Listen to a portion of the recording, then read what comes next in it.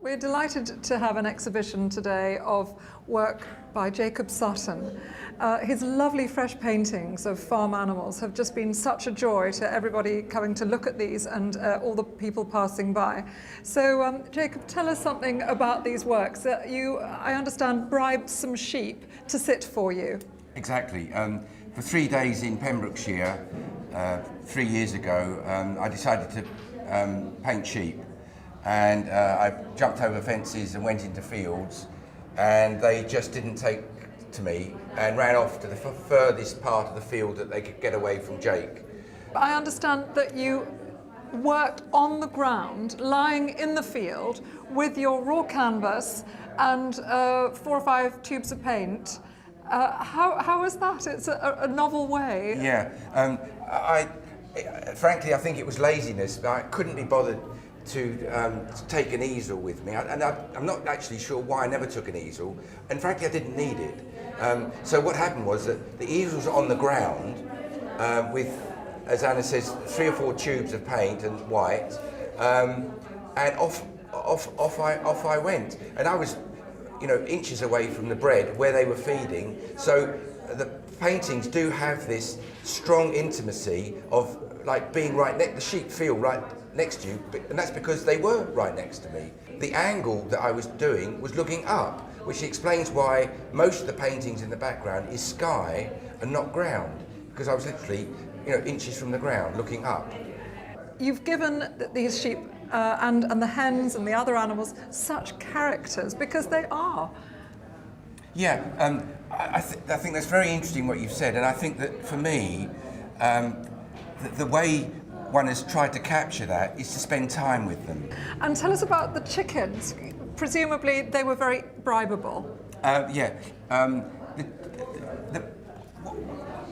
The chickens show even more curiosity than the sheep. And it's the canvas that they're interested in. You just put a canvas down on the ground and they think it's food. It's off-white, it's unprimed, linen canvas, and for some reason it just seems to attract them, and they think it's food, and they peck and peck and peck. What I don't understand is you'd think one peck and they'd go off. The other part of Jacob's work, which we love, is his beautiful canvases with flowers. They're very elegant, quite spare in some ways, in terms of the way that there's no background, there's no intrusion. Yeah, I just thought what I wanted, just from a selfish point of view, was to do something that would be good therapeutic for me, and just have a peacefulness of just a challenge that was completely different from being outside. Part of the problem, obviously, when you work out in the elements on farms is the weather, the climate. So I wanted to be able to work indoors, and I just thought, I wanted just the sort of peacefulness of doing flowers, and just a completely different atmosphere from being outside. And this whole cycle of paintings out in the open air for a few years, really, that you were doing, and on farms, was very much at odds with your experience in Afghanistan, where you painted for 3 years, from October 2001. Can you tell us something about that time? It was drawings. It was charcoal drawings. I was painting sailing boats at Poole in September the 11th, 2001, and I got a phone call from a friend describing what was happening in New York, and one thing led to another, and about 12 days later I was on a plane to Pakistan, not knowing what I was doing, where I was going. I had to look in a newspaper for a map of where in the world Afghanistan was, and I ended up being there for 3.5 years. I was at Tora Bora in the mountains on Christmas Day with a satellite phone wishing people happy Christmas in a tent, and I stayed because of the people. I've never been to a country where I've had such generosity, friendliness and hospitality from people who are generally extremely poor. Another area of Jacob's talents is portraiture, and there are some very beautiful portraits here at the gallery.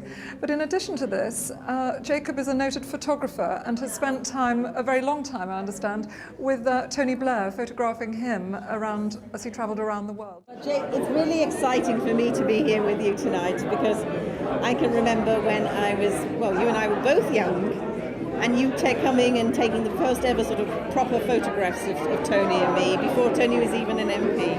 Exactly. I got a phone call from Derry. Derry Irvin, QC. Derry Irvin QC, saying can he send somebody over who would like to stand for Parliament.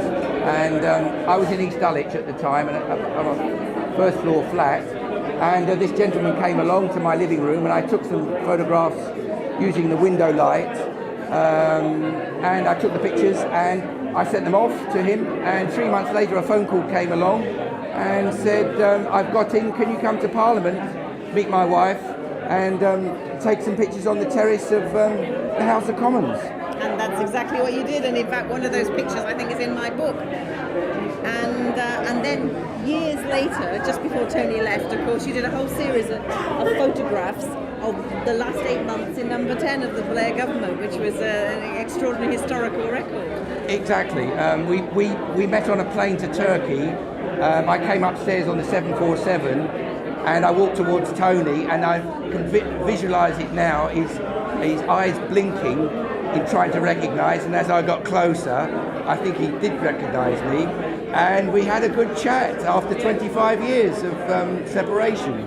And then I spent 8 months going around the world, Middle East and Britain and some places in Europe, documenting the last 8 months, and many of them with Cherie Blair in the photographs as well. But this is great, but none of them I think featured sheep or hens or even some glorious flowers. So it's really nice to see all this, because when I first met Derry, when I first met Tony, your father had, Derry bought pictures by your father, and of course he does the most fantastic pictures of this too, and to see you making your own style is just fantastic. Well, that's really nice of you to say that. I never thought I'd paint or draw. I seem to have taken it up. In your old age. In my old age. Oh, that hurts. That hurts. Oh, I haven't had that one yet. Okay, well, there we go. No, it just gives me a lot of pleasure to do it, and I just try and bring the pleasure to the canvas and then into London from the countryside. Well, absolutely, and I mean that hen over there definitely looks as though she's just about to lay an egg.